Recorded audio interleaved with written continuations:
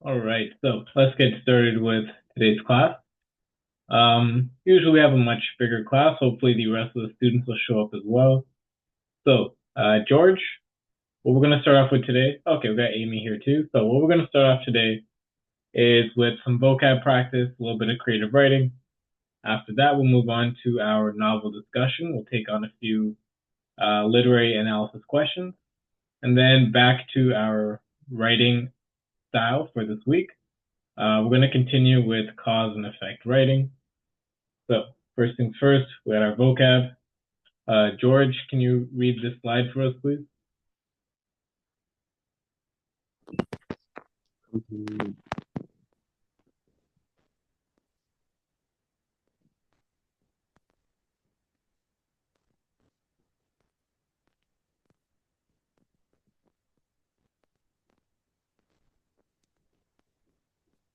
George, whenever you're ready, can you read this slide?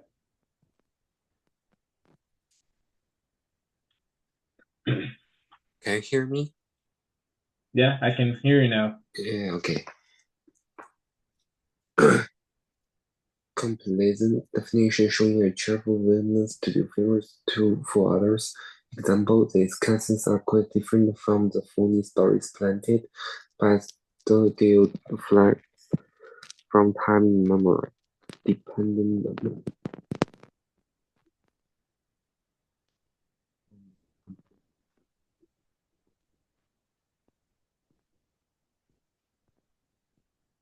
George, still there?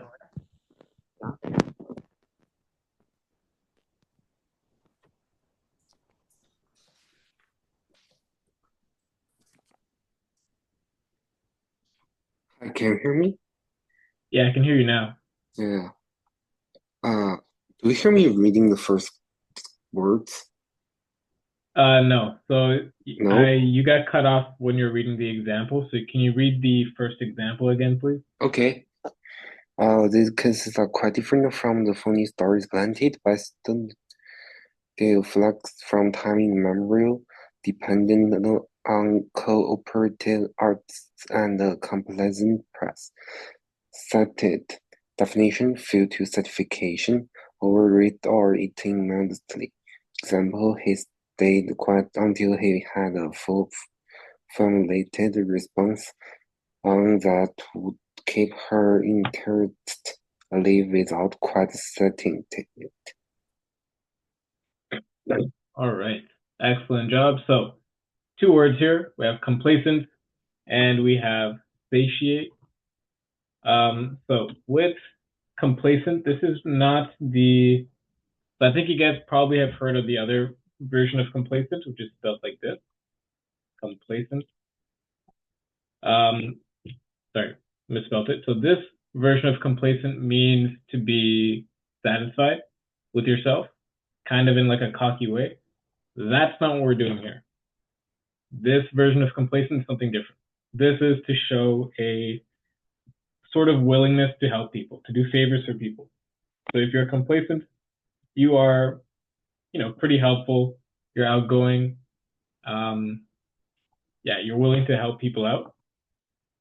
In this case here, they're talking about um, dependent on cooperative artists and a complacent press, meaning they're hoping for whatever press. This is relating to like a journalism team. Whatever that journalism team is, they're hoping that they are um, a very helpful, favorable bunch. Satiate, this is usually referring to um, satisfying yourself when it comes to hunger. If you're very hungry and you're hungry for food, if you satiate yourself, that means you are now full. You've eaten enough to fill yourself. But it doesn't always have to be about food. It can be about like knowledge. If you're seeking knowledge and you're really hungry for knowledge, once you gain that knowledge, you are satiated. So it is a verb. It is the act of filling yourself up until satisfaction. So using those two words, complacent and satiate, I want you guys to write a short paragraph or a little story about this following topic. It says, there's a new bookstore in town that sells books. that tell you your future. So I've posted the question in the chat. Please try to submit your answer with, let's bump this up around 5 to 6 sentences. And again, using both vocab words. I'll put those words on the screen. If anybody has any questions for me, please let me know. Please try to submit this within the next 5 to 7 minutes.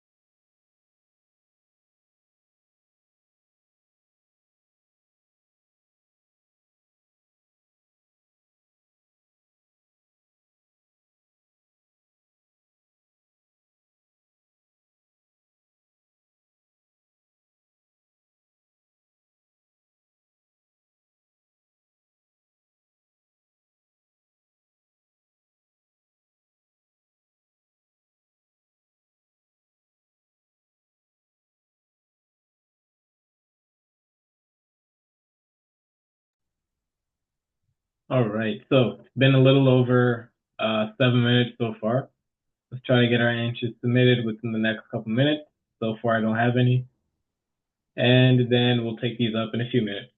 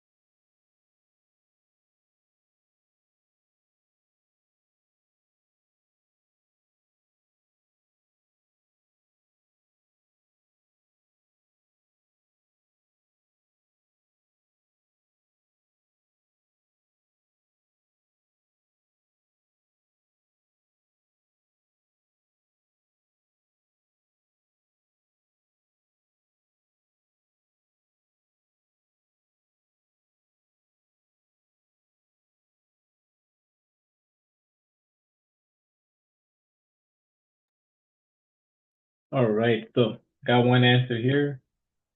Take this up. All right, Nathan, can you read your answer, please? As I walked into the new bookstore that came in town, I satiated the amount of books that was in there. Filled with satisfaction, I searched for books that looked interesting. However, all of these books were relating to me. One book that I found was that I was going to win the world championships in robotics. At first I didn't think much of it, but when I realized that I did robotics, I was concerned. I said complacent, um, complacent employee that worked for the bookstore about what's going on in there. He said that these books all contain the information of your future. I thought he was joking and bought the book. A few weeks passed and I was in the world championships for robotics. Remembering about the book, I didn't think much of the competition. However, however, after match, we won against everyone, claiming the title of a world champion. I was sure that there was something wrong with the booklet, but our team and I celebrated with pride in the meantime. All right, so nicely done. In terms of our vocab words here, they are a little tricky to use in like everyday language. They do require a little bit of context, so let's double check we're using these correct.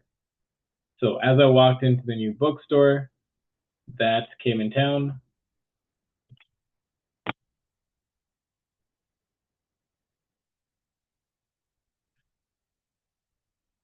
and bookstore appears to be one word.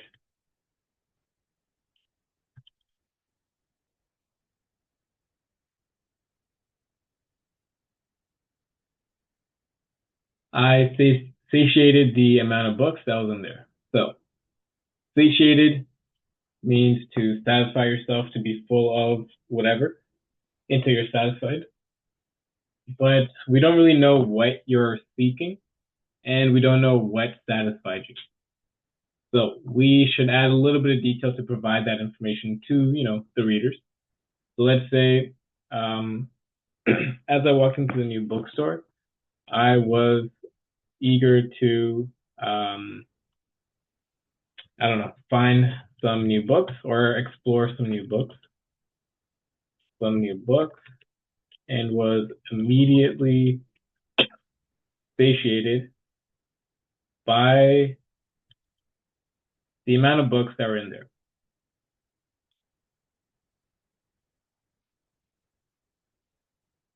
So now we see what we were seeking. And in addition to that, we were explaining to the readers what helped us feel satiated, what helped us feel satisfied. We're satisfied by the amount of books. So, filled with satisfaction, I searched for books that looked interesting. However, all these books were relating to me. One book that I found was that I was going to win the World Championships in robotics. So I believe this is the title. That's what it sounds like. It's a title of a tournament or a prize. So let's capitalize that.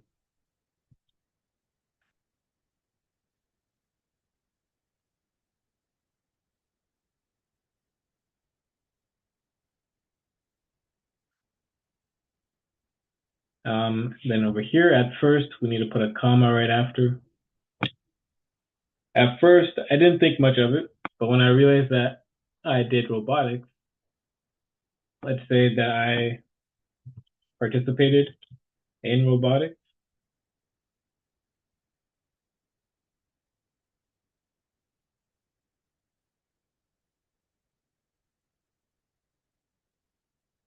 I was concerned. I asked a complacent employee that worked for the bookstore about the bookstore again should be one word about what's going on in there. So complacent looks to be used correctly here. Somebody that's pleasant and helpful and willing to help. He said that these books all contain the information of your future. I thought he was joking and bought the book. So let's say I thought he was joking, but decided to buy the book.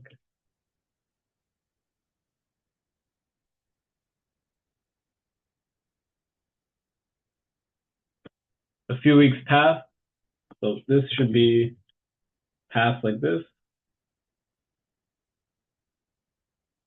Because we're using the verb, right? So the action of passing is what happened. So a few weeks passed, and I was in the World Championships for robotics. Nice. Let's make this same change over here. And we also don't need this comma. Remembering about the book, I didn't think much of the competition. However, after match, I guess we don't really need this after. However, match after match, we won against everyone, claiming the title of a world champion. So, similarly, we're going to need capitals over here.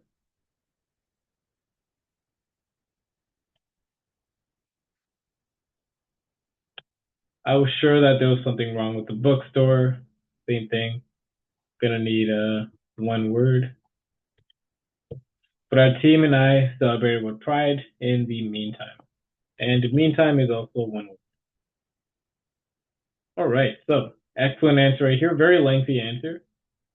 We don't have to strive for this length. Just for the sake of submitting our answers a little sooner. But it's good. It's appreciated. So great stuff. Let's move on. George, can you read your answer, please? Yeah, the new bookstore in home promised more than just stories. It sold books that revealed your future.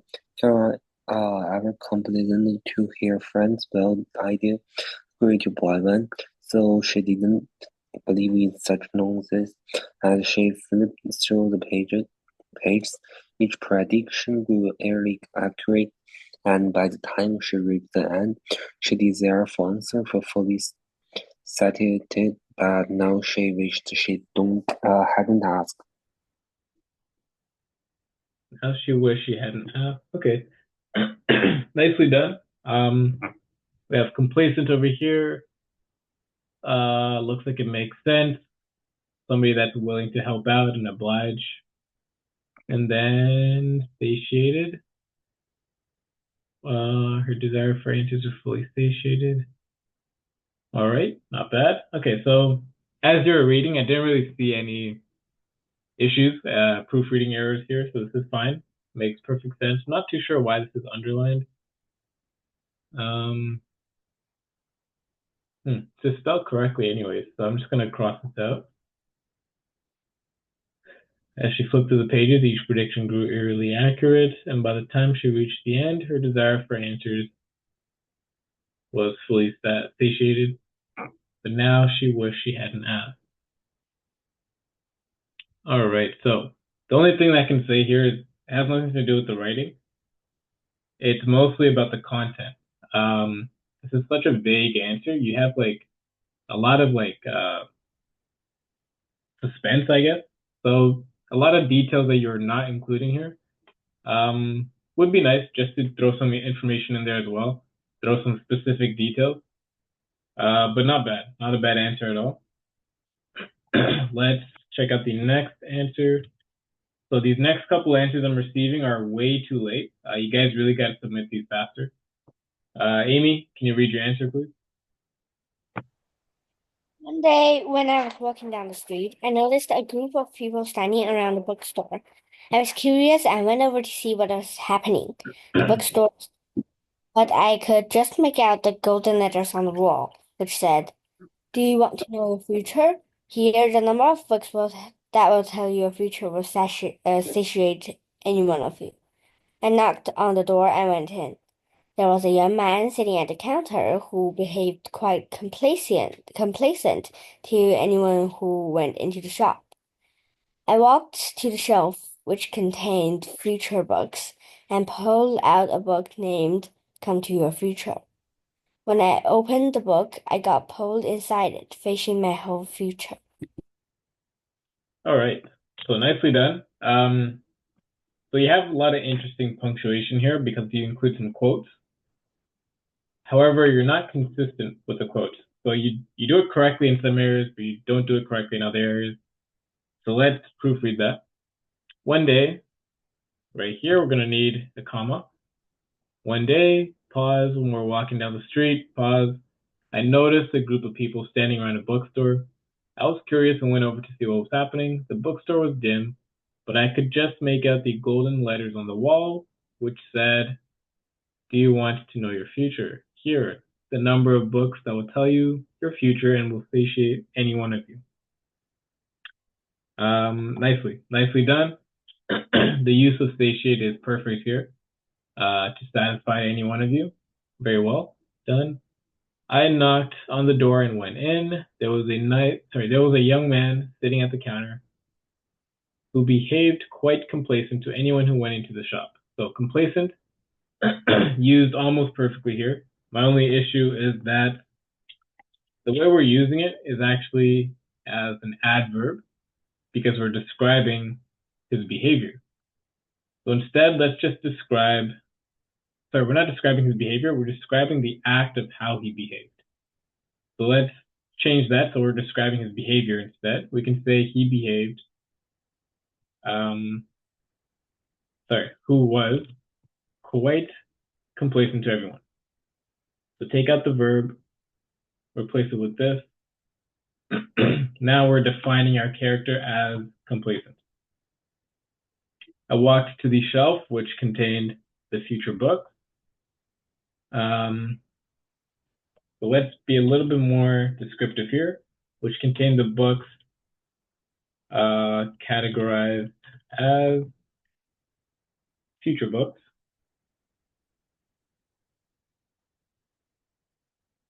And pulled out a book named, so right here, we didn't use our quotations or capital letters or anything, which we should have. Come to your future.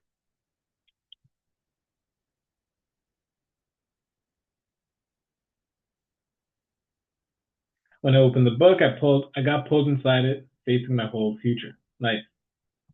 Very well done. So overall, a very well written answer. It's just a little inconsistent at the very end.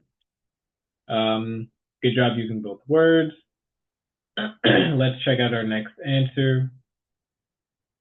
All right, so like I said, try to submit these a little sooner. Melinda, can you read your answer, please?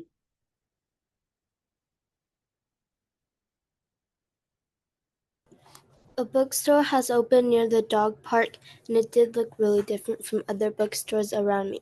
They said that the books are magical and tell the future. The complacent worker at the desk gives you a random book, and he knew what he was doing since it's a magical bookstore. A lot of people were curious and finally satiated, and few people walked out looking scared and looked like they didn't want to see it. All right, so very well done. Complacent appears to be correct. We're describing a person to be helpful, willing to help, willing to please others. Satiated, let's see if we got to change anything up there. So a bookstore has opened near the dog park, and it did look very different from the other bookstores around. So this comma, we actually don't need it.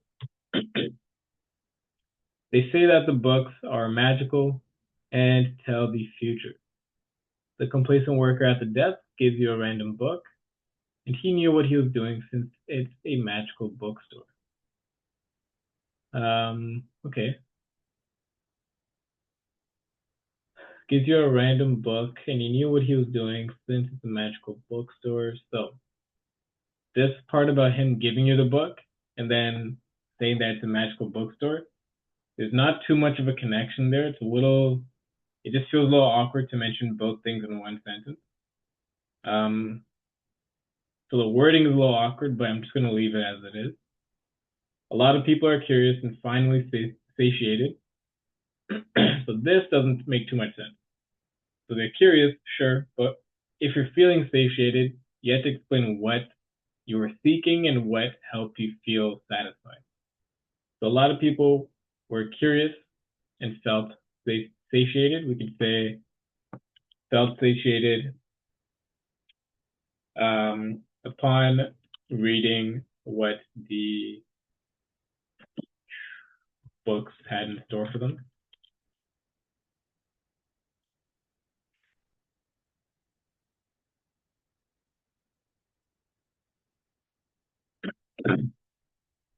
And few people walked out looking scared. Whoops. And looked like they didn't want to see it.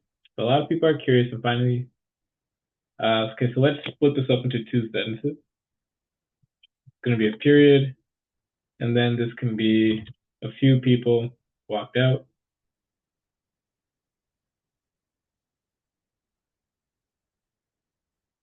Looking scared.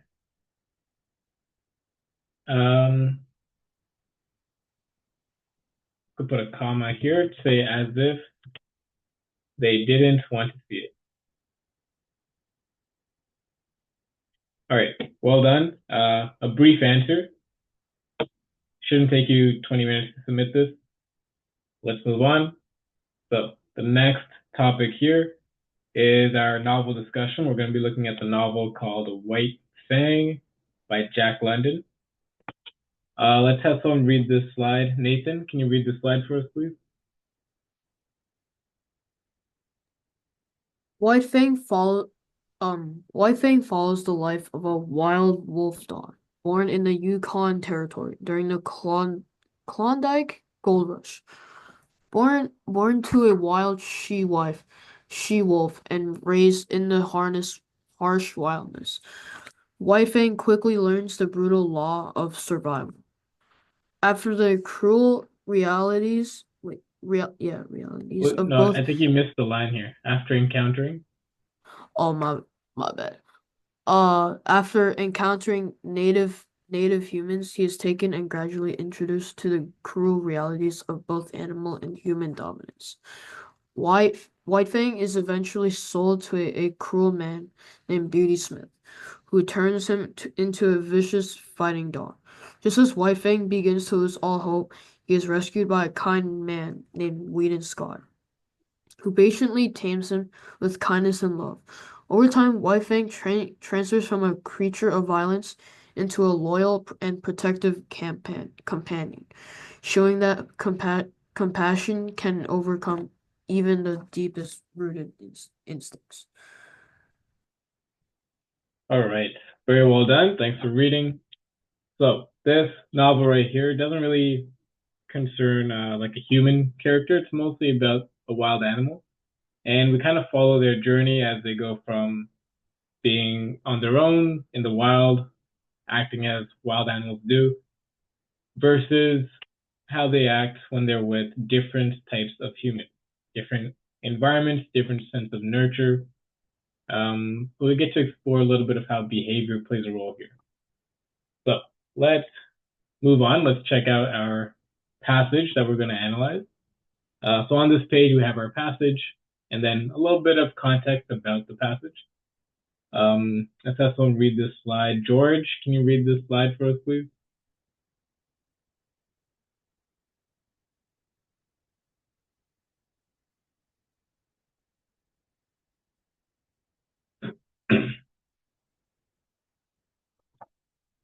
George, whenever you're ready, can you read this slide, please? Yeah. Can you hear me? Yep. Galaxy's patch occurs after White Fox has been resumed from the Bureau toward of dogfighting. He begins to experience the unfamiliar emotion of hope as Raiden Scott treats him with gentleness and care. The internal shift marks a turning point in Whitefang's direct arc. Passage. He had never known anything like this before. Hope had never been this confident. He had been born in the world and had lived all his life without the aid and presence of man. The nearest he had come to hope was when he had been a cub in the lair, and then he had not known what hope was. But now in his mental brain, with the lesson of life well learned, he feels something stir in him that he had never felt before. Hope, for the first time, well trembling and imperious. All right. Excellent job. Thanks for reading. So we have a little bit of context about what this quote is all about. It has to do with kind of near the end of the novel where White Fang, our main character per se, is interacting with the newest human that's kind of taking care of them. This one treats them with a lot more kindness and gentleness. So we see how that affects White Fang. So based on that passage, I want you guys to answer this question. How does the passage reflect White Fang's character development at this point in the novel? So remember, when we're talking about character development, this means compare the character from the beginning, middle, and end of the novel. So as much information as you can think of, try to define how the character used to be. Did anything change their character personality? And what is the character like now? So I'll put this question in the chat. And the information is on the screen. If you guys have any questions for me, please let me know. Otherwise, try to submit this using around like 5 sentences or so. And should take around like 5 to 7 minutes.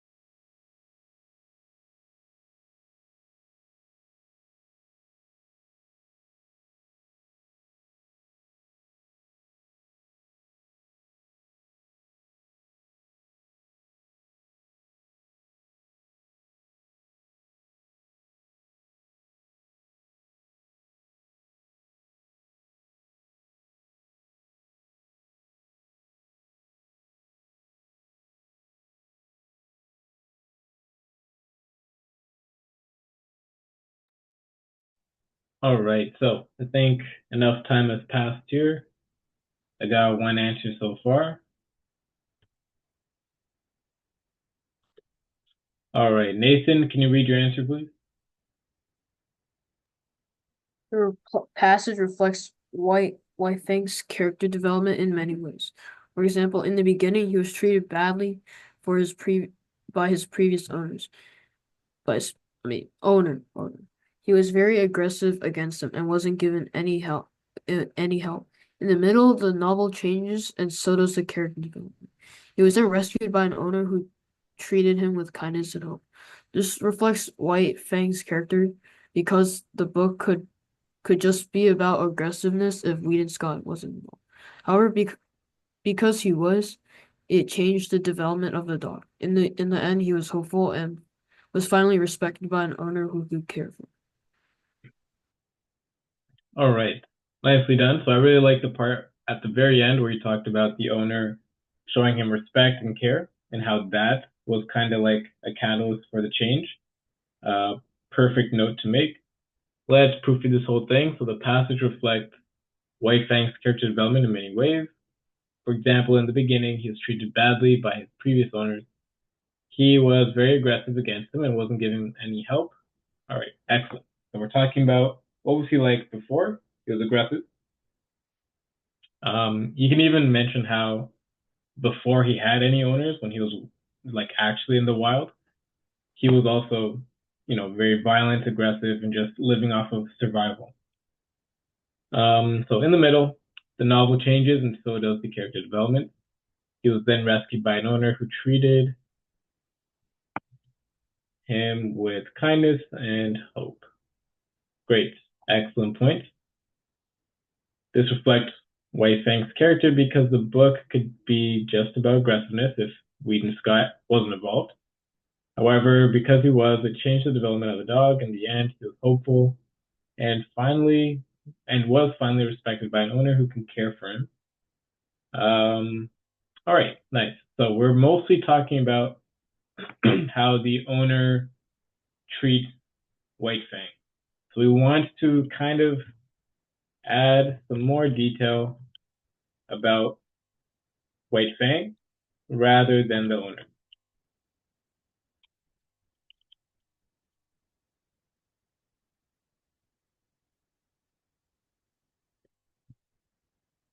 So you could say something about him being more capable to show kindness and loyalty and companionship, instead of just only purely being violent and aggressive. But besides that, every other points that you included here was excellent, very well done, well written. George, can you read your answer for us, please? Yeah. The passage shows how much White Fang has changed throughout the novel. At first, living a harsh life in the world, felt fair and without trusting anyone. But now, after being received and treated kindly by Weedon Scott, he feels hope for the first time. This moment shows that he is beginning to trust and heal, marking an important step in his journey from a well-aggressive animal to one that can feel love and safety. All right, excellent. Very well written. I don't see any corrections in terms of proofreading. The only thing I can probably add, it's a very specific detail here, but you talk about him being in the wild, you talk about him being with Weedon Scott. If you want, you can include details about him being with that first owner. I think they're called Smith. So that owner was not treating them well. So you can add some details about that next time. But solid answer right here. Very well done. So we do have some other questions. I don't think we have too much time for that. So let's move on to our writing style. So as we know so far, we got one more answer. Let's check this out. All right, Amy, for sure, you gotta submit these answers a lot sooner. Can you read your answer for us, Amy? This passage reflects White Fang's character development In the second sentence, we know that before White Fang has come to Wigan Scott, he never experienced the aid and presence of men since he was born in the wild. Now he has tasted hope and finally encountered a caring owner who taught him kindness. This point, White Fang turned from an aggressive hunting dog to a hopeful and kind dog. All right, excellent. So, very simple answer right here. We're talking about what was he like before, and what is he like after. Let's see. Okay, yeah, and you do touch on the fact that the second owner, Weedon Scott, has certain qualities that help to make the change. So that's a very important thing to include, such as the fact that he provides aid and just a simple presence. And he's a caring owner. Nice. Okay, so let's proofread this. This passage reflects, should be plural, White Fang's character development. In the second sentence, we know this should be, whoops, no, like this.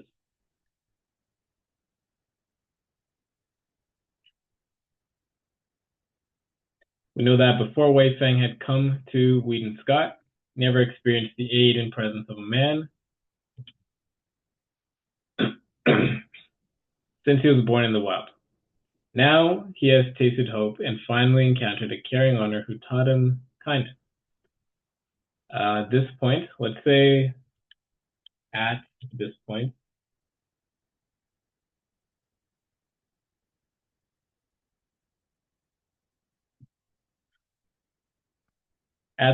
and also let's put a comma right here. White Fang turned from an aggressive, another comma, aggressive hunting dog to a hopeful and kind dog. Nice. Very accurate answer right here. Really good details. Just get this submitted a little sooner next time, okay? So moving on, as I was mentioning, we have our writing style that we're going to check out. We have cause and effect writing. We've already touched on this before, but for today's class, I kind of want to break this down a little bit more specifically. The way we're going to do this is we're going to target the causes first. We're going to write only about the causes, just so that we have a good understanding of what does it even mean to write about a cause, because I think we're getting cause and effect mixed up last time. And then we're going to write about the effect separately, and then we're going to combine them together. So let's see, what is our first task here? Okay, so the first task was we're going to analyze a piece of writing, and then we'll get into that. So in this paragraph here, we're going to analyze this cause and effect writing style, and we're going to answer a question. So here's the first paragraph of our example. Melinda, can you read this page for us, please?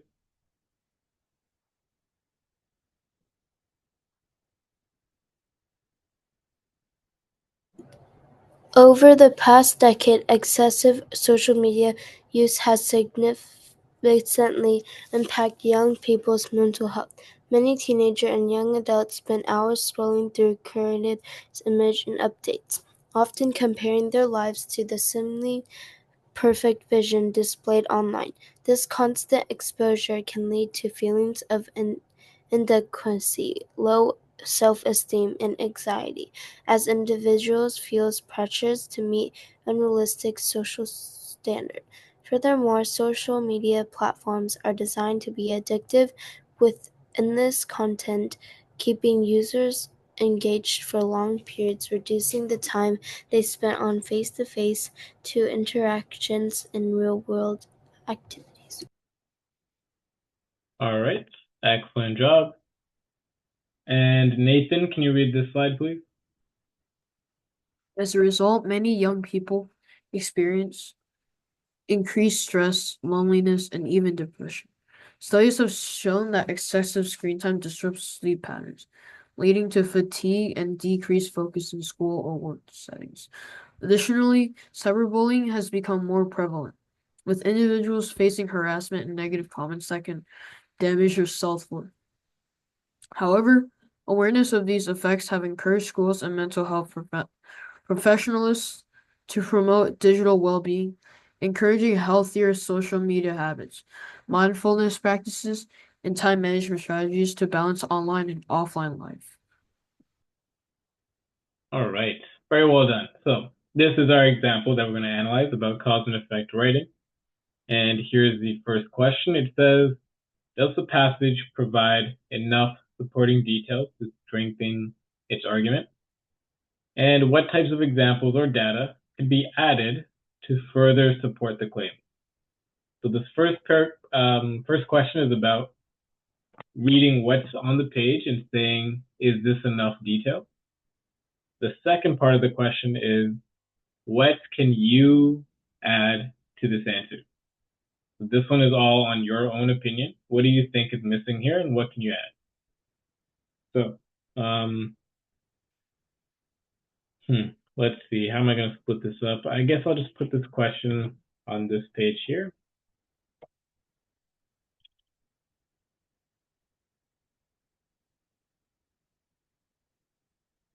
And I'll post the first paragraph in the chat. All right, so the first paragraph in the chat, second paragraph on the screen, and the questions also on the screen. If you have any questions for me, please let me know.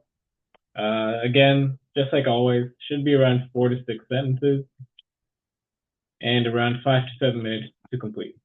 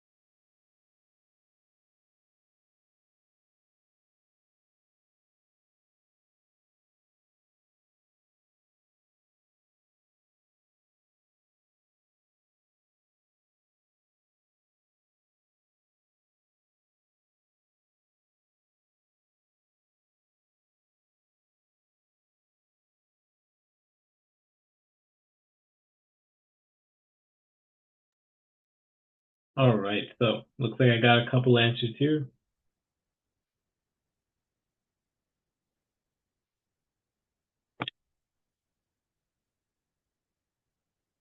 All right, Nathan, can you read your answer, please? The passage does provide enough supporting details to strengthen the argument of excessive usage of social media. For the causes paragraph, the writer talks about what people do on social media and part of mental health and in-person interactions. Additionally, for the effects paragraph, the writer talks about what happens after being online for a long time. For example, harassment, damaging self-worth, sleep, focus, and so many more examples. Something that could be added to support the claims is that maybe they could include a real life example of someone that went through the same thing. In that way, the reader can understand more about the seriousness of their argument. All right, excellent. Nicely done. Well formatted answer right here. Let's proofread this. So the passage does provide enough supporting details to strengthen the argument of excessive usage of social media. For the causes paragraph, the writer talks about what people do on social media and part of mental health. The writer talks about what people do on social media and part of mental health and in-person interaction.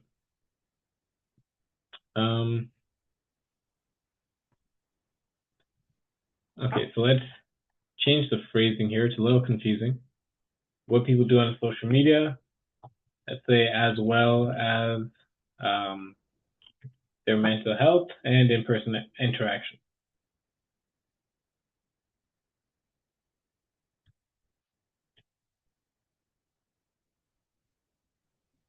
All right, as well as their mental health and in-person interactions. Additionally, for the effects paragraph, the writer talks about what happens after being online for a long time. For example, let's add some details here. It could expose users to harassment, damaging self-worth,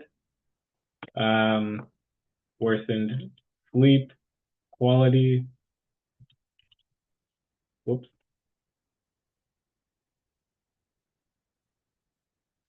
worsened focus, and so many more.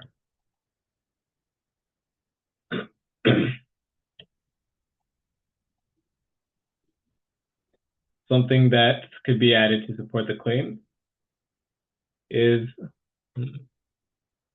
that maybe they could include a real life example of someone that went through the same thing. And that way the reader can understand more about the seriousness of their argument. That's perfect. An excellent statement to make, a real life example, along with some real life data. That could definitely help make this a stronger case. Very well said. Excellent point. We got another answer here. All right.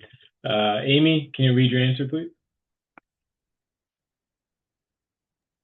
In my opinion, the passage doesn't provide enough supporting details to strengthen its argument. For example, when the passage says cyberbullying has become more prevalent, it doesn't tell us why cyberbullying might appear. Where? Also, in the first paragraph, it doesn't mention anything about cyberbullying. The passage needs to add some information about numbers and areas. All right, so some good points here. We're taking the opposite side. We're saying that it doesn't provide enough supporting details, which is awesome. It's a great way to analyze. So in my opinion, the passage doesn't provide enough supporting details to strengthen its argument. For example, when the passage says cyberbullying has become more prevalent, okay, so right here, let's put a comma. It doesn't tell us where cyberbullying might appear. Also, in the first paragraph, it doesn't mention anything about cyberbullying. The passage needs to add more information about numbers and areas. So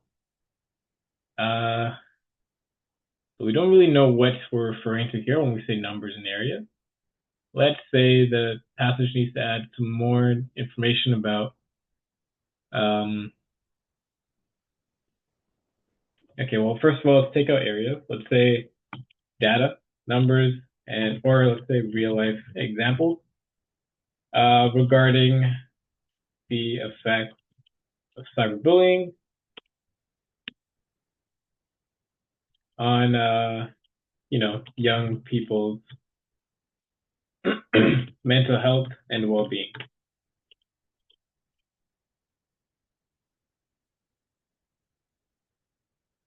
All right, so all of this, make this red. All right, so overall, I really like how you talk about the opposite side of things. You're saying it's not strong enough because it's not really being too clear about the mention of cyberbullying. That's solid. It's a good point to make. I think if you add a little bit more detail here, because this point right here where you're saying it doesn't tell us where cyberbullying might appear. Cyberbullying just simply means bullying that happens online. So you don't really have to specify where exactly, but that's a fair point. If you want to mention like specifically on social media or what social media platform, then sure, that's a fair thing to say. But yeah, overall, solid answer. It's a good way to analyze. Let's take up the other submission as well. Whoops. All right, Melinda, can you read your answer, please? The passage says that too much screen time can have mental... Wait.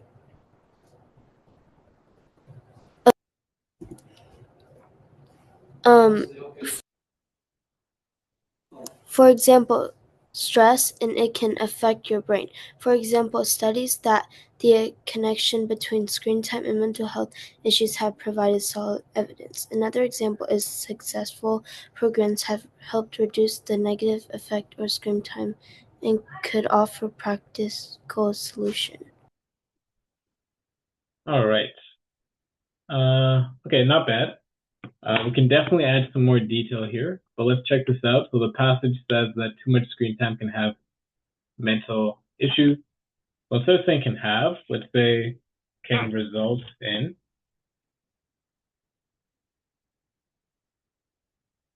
Can result in users experiencing, let's say that, mental issues.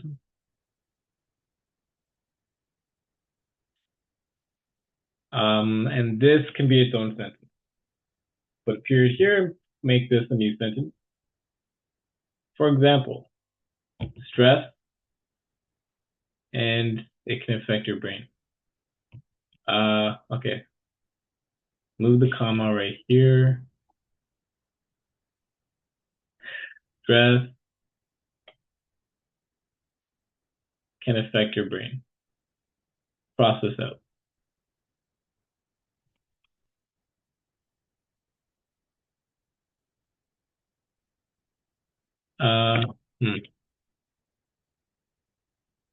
So this we don't need to say for example here. Let's make this red and cross this guy out.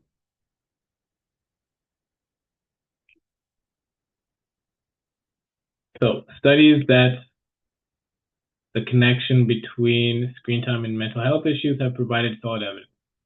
So we're missing some words here. Studies have proven that the connection between screen time and mental health issues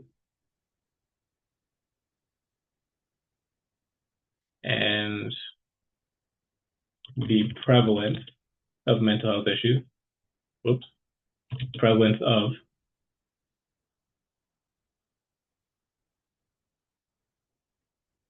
have provided solid evidence.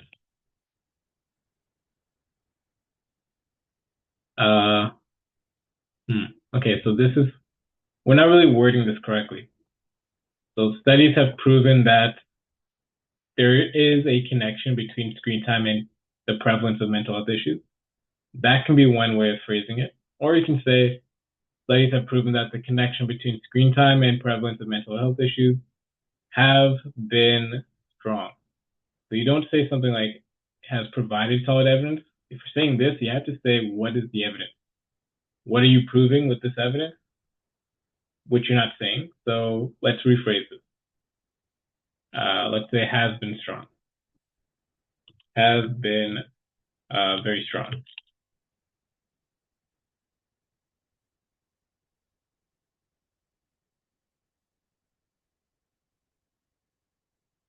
Another example is successful programs have helped reduce the negative effects of screen time and could offer practical solutions. Okay. Not bad. So just for the sake of this question, I'm unsure of what points you're making that are about the passage being strong versus what points you're making about what you can add to the passage. So overall, the writing is very unclear and unorganized. But try to make the writing a little bit easier to follow in terms of what's good about the passage and what you can add to the passage. Let's move on. We've got one more submission. All right, George, can you read your answer, please? Yes, the passage provides several supporting details to strengthen its arguments, such as the impact of curating major addictive platform design and the facts on sleep focus on the mental health. It also mentions cyberbullying and the role of schools and professionals in promoting digital well-being. However, the argument could be stronger with specific example of our data, adding statistics about the average screen time, the percent of teens reporting anxiety or depression linked to social media or real-life calls. A study would make the claim more convincing, including expert opinions from psychologists or finding from mental health organizations could also enhance credibility. This addition would provide correct evidence to passage points. All right, George. So even though this paragraph provides strong details, this is clearly not your writing. You're messing up a lot of words here and you're not pronouncing a lot of these words correctly. Please submit your own writing next time. So moving on. What we're going to do here is what I mentioned earlier about kind of breaking this down into two exercises. So instead of writing a whole cause and effect writing piece, we're going to write the causes first and then the effects later. You still have to write in a paragraph form though. So in this exercise here, we're going to focus on this topic. What are the causes of procrastination? And I want you guys to brainstorm at least 3 different causes. And like I said, submit your answer in a paragraph form. This is not supposed to be bullet points. It has to be full sentences in a full paragraph. At least 3 points. You can do 3 causes. You can do as many as 5. Up to you, but at least 3 for this exercise. And the topic again, what are the causes of procrastination? If you guys have any questions for me, please let me know. But let's try to complete this in like 5 to 7 minutes.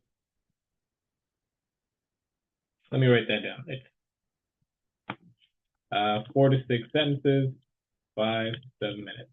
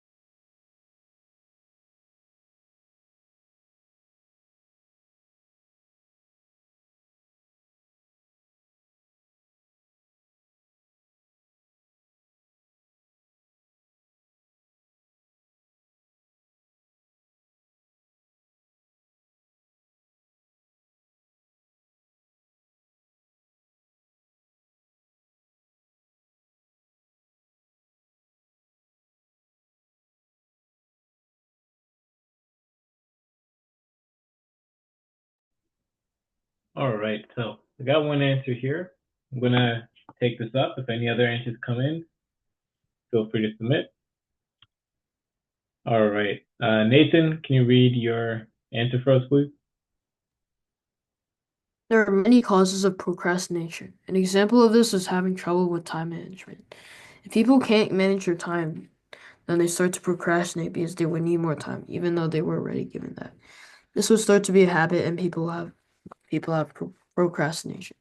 Another cause can be in mental health. For example, if you go through depression every day, you wouldn't be able to finish work.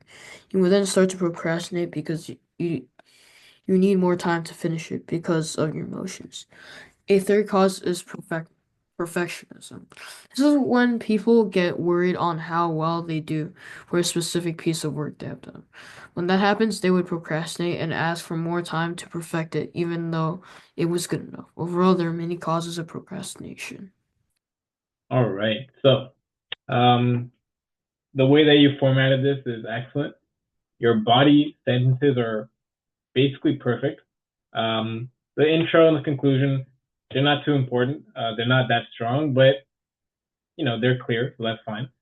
But the 3 points that you included here are excellent. These are like textbook points right here. They're very different from each other.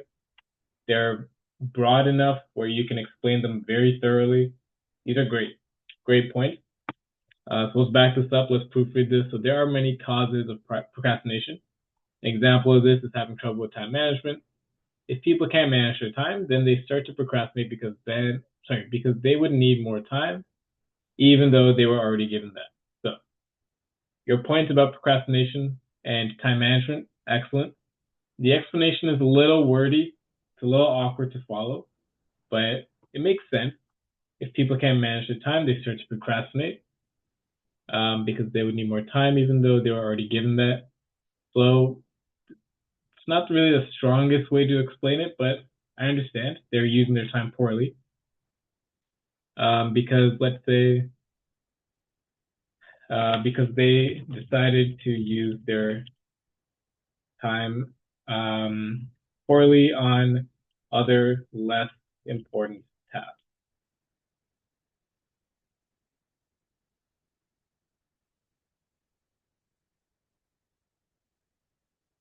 This would start to be a habit and people have procrastination. And let's say could lead to procrastination. Could lead to procrastination.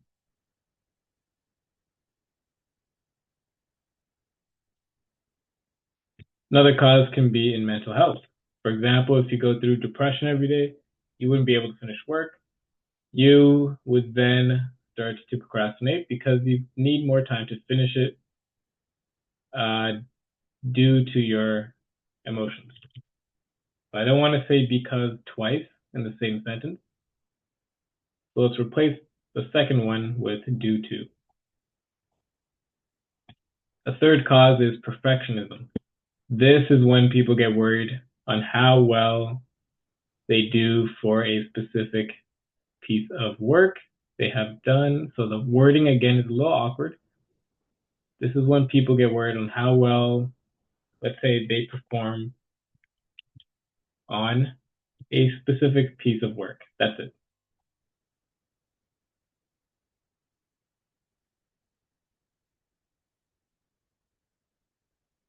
And then we can cross this out.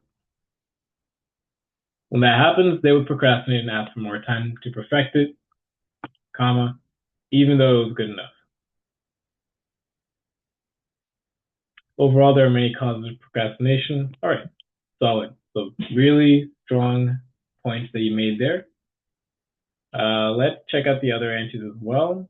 So George, can you read your answer for us, please? Yeah. Procrastination can be caused by several factors. One common cause is fear of failure. When people delay tasks because they're afraid they won't do them well. Another cause is lack of motivation, especially if the task feels boring or unimportant. Poor time management also led to procrastination, as individuals struggle to plan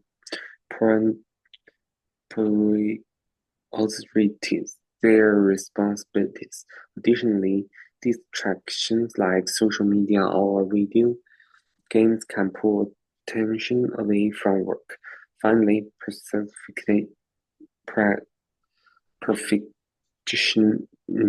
can play a role, with some people putting things off because they want everything to be done perfectly. All in all, there are many causes of procrastination. All right. So again, similar point as last time, George. You're stumbling on a lot of these words. It's like these words are unfamiliar to you.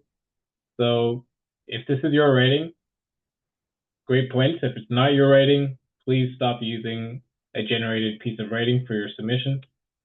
And another thing, there's literally 0 corrections I can make here. So yeah, nicely done.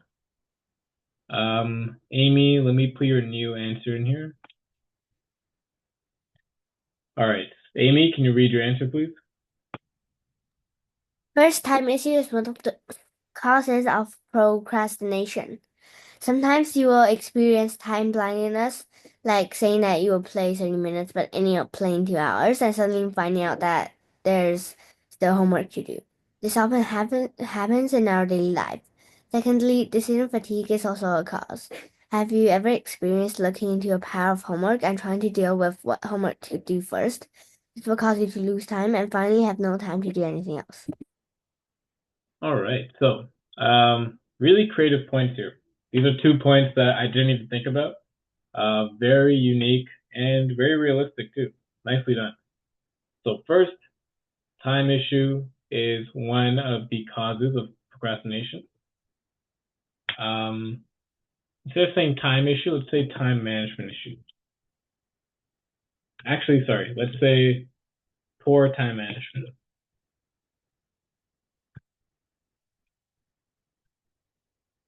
Management, okay.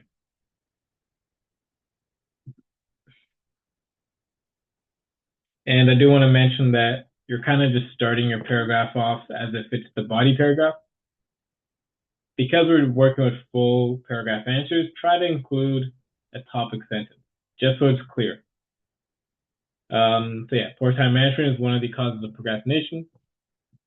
Sometimes you'll experience time blindness, like saying that you will play 30 minutes, but end up playing 2 hours and suddenly finding out there's still homework to do. This often happens in our daily life.